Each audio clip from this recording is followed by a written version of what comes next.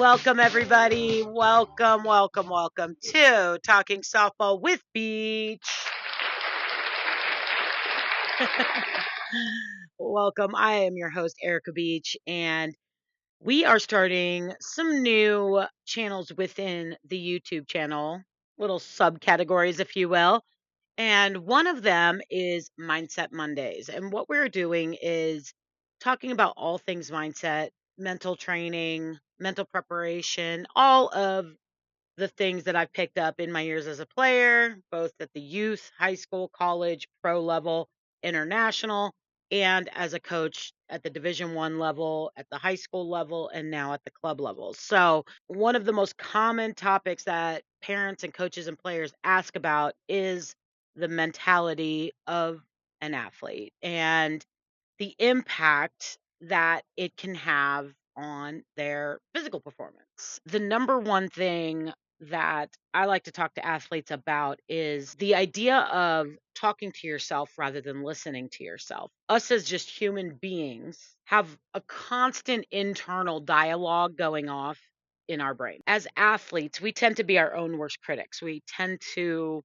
overanalyze the negative things that happen rather than recognize the positive things that happen. Talking to yourself rather than listening to yourself, it's a concept about feeding your brain the information and the thoughts that you want it to have. If you sit back and just listen to what comes into your brain during a game, softball is a very failure based sport.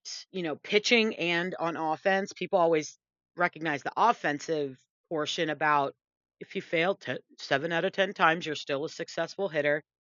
But in pitching, you have 80 to 120, even more opportunities to succeed and fail in a game. And sometimes it may look like a success, but the pitcher knows it was actually a failure. Maybe she was meaning to throw a certain pitch and it didn't execute, but the result ended up being an out or something, or the hitter didn't swing at the mistake. So we're lucky.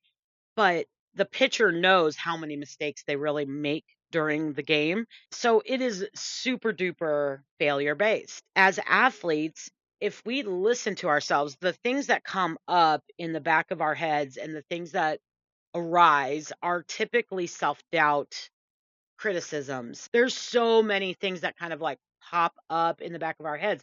It's not conscious thought. It's unfortunately that's the stuff that tends to chip away at an athlete's brain. The concept of talking to yourself rather than listening to yourself, it's a process in which we work to replace those thoughts, those invasive thoughts that pop up in the back of our minds during a game or practice, replacing those with conscious words that will invoke a response that we want, that will invoke an emotion that we want.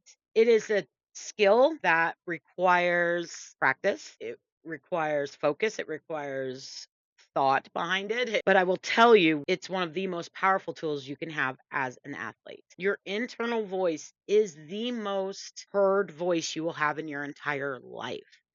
Your parents, your teachers, your teammates and friends, your coaches, any voice that you will hear during your entire lifespan, the one you will hear the most is going to be your own. The power that your words to yourself hold is incredible. We're just talking about feeding yourself the positive affirmations and feeding yourself the thoughts that will result in the success you're looking for. You're on the field, you're hitting, and maybe you've had a couple bad at bats in a row. You've struck out, or maybe you didn't even swing at all because you froze in the box. That negative, I don't even know. I need to name him. He's Thomas the Troll in the back, right? Thomas the Troll is back there whispering all the reasons that you're not going to succeed this at bat because he's feeding the fear. Instead of listening to Thomas the Troll, we're going to feed ourselves. You feed yourself information that will help you to succeed. Doesn't mean you just go, you're the best. I believe in you. I know I can do it. Like, we're not talking about just fake affirmations that you're trying to make yourself feel better because